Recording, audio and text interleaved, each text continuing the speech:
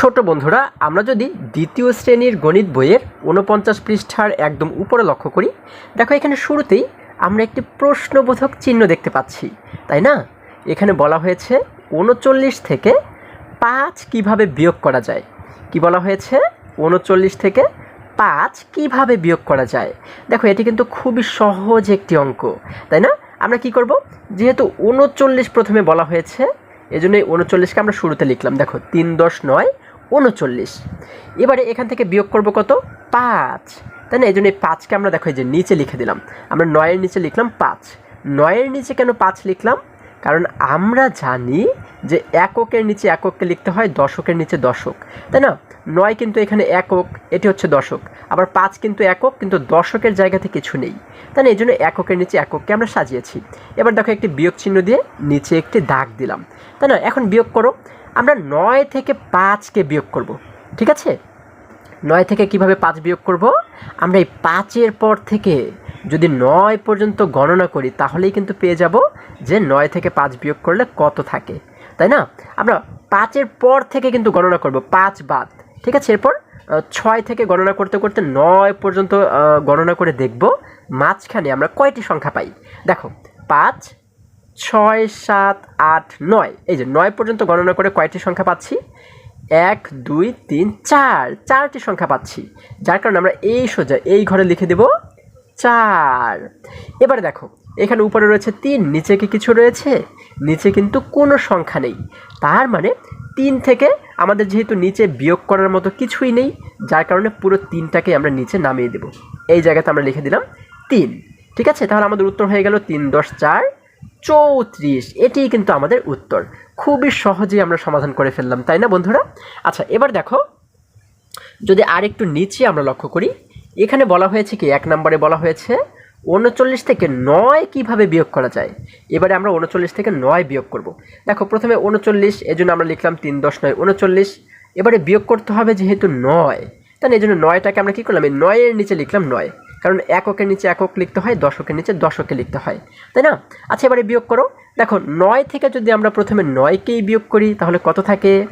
ধরো তোমার কাছে ৯টি চকলেট আছে, তুমি ৯টি চকলেট থেকে ৯টি চকলেটকেই খেয়ে ফেললে, ঠিক আছে? ৯টি চকলেটই তুমি খেয়ে ফেললে, তাহলে আর কয়টি থাকবে?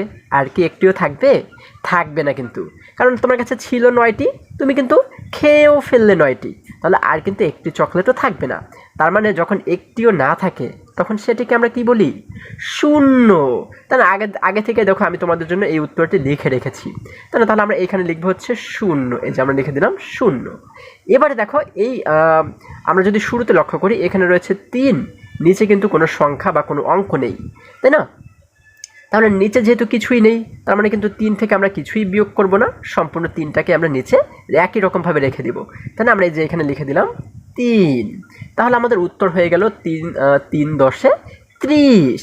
এইভাবে করে কিন্তু তোমরা খুব সহজেই প্রত্যেকটি বিয়োগ অঙ্ক সমাধান করতে পারো, ঠিক আছে? আচ্ছা, এবার যদি আরেকটু নিচে আমরা চলে যাই, দেখো এখানে আমরা দেখতে পাচ্ছি ১ নম্বরে বলা হয়েছে বিয়োগ করি। আমরা এখানে অনেকগুলো বিয়োগ অঙ্ক দেখতে পাচ্ছি, তাই না? তাহলে চলো আমরা এগুলোকে একটু সমাধান করার চেষ্টা করি। ১ নম্বরে বলা হয়েছে ৬৪ - ৩। আমরা বিয়োগটা কিভাবে করব? আমরা এই শেষের সংখ্যা থেকে কিন্তু শেষের সংখ্যাকে প্রথমেই বিয়োগ করব, তাই না? আচ্ছা দেখো এখানে শেষে রয়েছে কত? ৪। ৪ থেকে ৩ বিয়োগ করলে কত থাকে? আমরা কিভাবে বিয়োগ করব? ৩-এর পর থেকে আমরা ৪ পর্যন্ত গণনা করব, দেখব যে মাঝখানে কয়টি সংখ্যা আমরা পাই। ৩ কিন্তু বাদ, 3-এর পর থেকে গণনা করো, ৩, ৪। এই যে ৪ পর্যন্ত গণনা করলে আমরা কিন্তু একটি মাত্র সংখ্যা পাচ্ছি, তাই না? যার কারণে আমরা এই সোজা লিখে দেব ১। আচ্ছা, এবার দেখো শুরুতে যদি লক্ষ্য করি, এখানে রয়েছে ৬, নিচে যেহেতু কোনো সংখ্যা নেই, তার মানে সম্পূর্ণ ৬টাকেই আমরা এই জায়গাতে নামিয়ে দেব। তাহলে আমাদের উত্তর হয়ে গেল ৬ × ১০ = ৬১। এবারে দেখো যদি আমরা ২ নম্বর অঙ্কটি সমাধান করি, ৭৮ - ৫। এখন কি করব? এই শেষে রয়েছে ৮, ৮ থেকে বিয়োগ করব আমরা ৫কে। কিভাবে বিয়োগ করতে পারি? ৫-এর পর থেকে আমরা ৮ পর্যন্ত গণনা করব, দেখব মাঝখানে কয়টি সংখ্যা পাই, তাই না? দেখো ৫, ৫-এর পর থেকে ৮ পর্যন্ত কিন্তু গণনা করবে, হ্যাঁ? ৫, ৬, ৭, ৮। ৮ পর্যন্ত কয়টি সংখ্যা পাচ্ছি? একটি, দুইটি, তিনটি। তাহলে এই সোজা আমরা লিখে দেব কত? 3। এবারে দেখো আগে আমরা শুধু দেখতে পাচ্ছি উপরে রয়েছে 7, নিচে কিন্তু কিছুই নেই।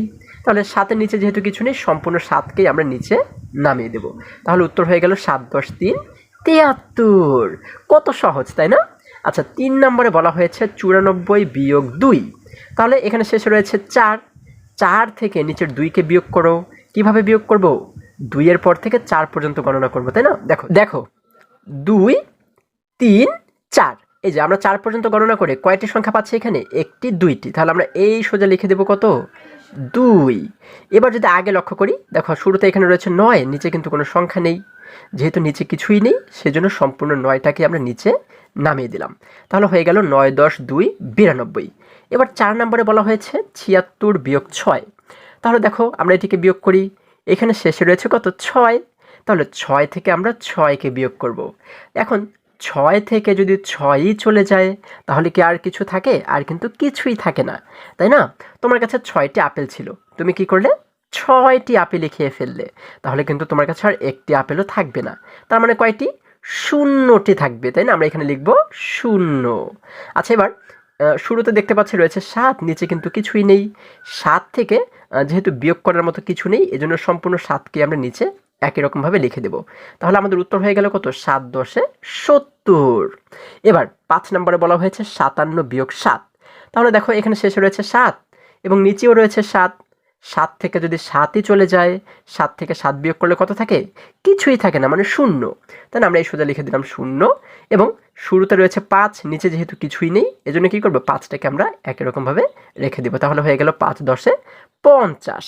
আচ্ছা, তাহলে দেখো কত সহজে আমরা এগুলোকে সমাধান করে ফেললাম। এবারে যদি আরেকটু নিচে লক্ষ্য করি, এখানে 2 নম্বরে বলা হয়েছে বিয়োগ করি। এখানেও কিন্তু দেখো আমরা অনেকগুলো বিয়োগ অঙ্ক দেখতে পাচ্ছি, তাই না? তাহলে এই অঙ্কগুলো আমরা কিন্তু দেখতে পাচ্ছি পাশাপাশি দেওয়া রয়েছে, আর আগের অঙ্কগুলো উপরে নিচে দেওয়া ছিল, তাই না? তবে যেভাবেই দেওয়া থাকুক আমরা একই রকম নিয়মেই সমাধান করব। তোমরা কিন্তু এই পাশাপাশি একই রকমভাবে রেখেও সমাধান করতে পারো। হ্যাঁ, তোমরা কি করবে? দেখো এই 1 নাম্বার দিয়ে সম্পূর্ণ অঙ্কটি উঠাবে, তারপর এই পাশে একটি সমান চিহ্ন দিবে, ঠিক আছে? আচ্ছা, এবার আমরা কি করব? দেখো 85-র শেষে কত রয়েছে? শেষে কিন্তু রয়েছে 5 এবং 13-এর শেষে রয়েছে 3, তাই না? তাহলে শুরুতেই আমরা শেষের সংখ্যা থেকে শেষের সংখ্যাকে বিয়োগ করব। 5 থেকে যদি আমরা 3 বিয়োগ করি, তাহলে কত থাকে? আর আমরা কিভাবে বিয়োগ করব? এই 3-এর পর থেকে 5 পর্যন্ত গণনা করব। ঠিক আগের মতোই কিন্তু দেখব যে মাঝখানে কয়টি সংখ্যা পাই, তাই না? দেখো 3, 4, 5, 5 পর্যন্ত গণনা করে কয়টি সংখ্যা পাচ্ছি? একটি, দুইটি। যেহেতু 2টি সংখ্যা পাচ্ছি, এই জন্য আমরা শেষে, দেখো এখানে একটু আমরা একবারে শেষে লিখে দেবো 2, এর সামনে একটু ফাঁকা রাখবো। কেন? কারণ আমরা যেহেতু শেষের 2টি অঙ্কের কাজ করে 2 পেয়েছি, এই জন্য 2কে আমরা শেষে লিখে দিলাম। এবারে আমরা শুরুর 2টি অঙ্কের কাজ করব। এখানে শুরুতে রয়েছে 8, এখানে রয়েছে 1। এবার 8 থেকে কিন্তু 1 বিয়োগ করতে হবে। আমরা কিভাবে বিয়োগ করব? 1-এর পর থেকে 8 পর্যন্ত গণনা করব, তাই না?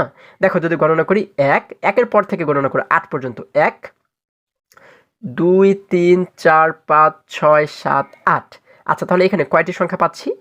1, 2, 3, 4, 5, 6, 7টি সংখ্যা পাচ্ছি। তাহলে আমরা শুরুতে কিন্তু লিখে দেব 7। আমরা কিন্তু এটিকে শুরুতে লিখব। তাহলে উত্তর হয়ে গেল 7 × 10 = 2 = 72। ঠিক আছে? এইভাবে করে সব কয়টি অঙ্ক সমাধান করবে। দেখো এবার যদি আমরা কয় নাম্বারটি করব? আমরা যদি ধরো 4 নম্বর অঙ্কটি সমাধান করি, 75 - 25। তোমরা সম্পূর্ণ অঙ্কটি খাতায় তুলে এই পাশে একটি সমান চিহ্ন দিবে। আচ্ছা, এবার যদি আমরা শেষের অঙ্ক থেকে শেষের অঙ্ককে প্রথমেই বিয়োগ করি, শেষে রয়েছে কত? 5, এখানে শেষে রয়েছে 5। 5 থেকে যদি 5ই চলে যায়, তাহলে কি আর কিছু থাকে? আর কিন্তু কিছুই থাকে না, তার মানে 0। আমরা এই শেষে লিখে দিলাম 0। এবার এই শুরুর অঙ্ক থেকে শুরুর অঙ্ককে বিয়োগ করতে হবে, তাই না? শুরুতে রয়েছে 7, এখানে শুরুতে রয়েছে 2। তাহলে 7 থেকে এবার 2 বিয়োগ করো। কিভাবে বিয়োগ করব? এই 2-এর পর থেকে আমরা 7 পর্যন্ত গণনা করব, তাই না? দেখব যে মাঝখানে কয়টি সংখ্যা পাই। দেখো 2, 3, 4, 5, 6, 7। আচ্ছা, 7 পর্যন্ত গণনা করে কয়টি সংখ্যা পাচ্ছি?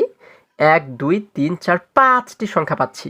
তাহলে আমরা এই শুরুতে লিখে দেব 5। তাহলে আমাদের উত্তর হয়ে গেল 5 × 10 = 50।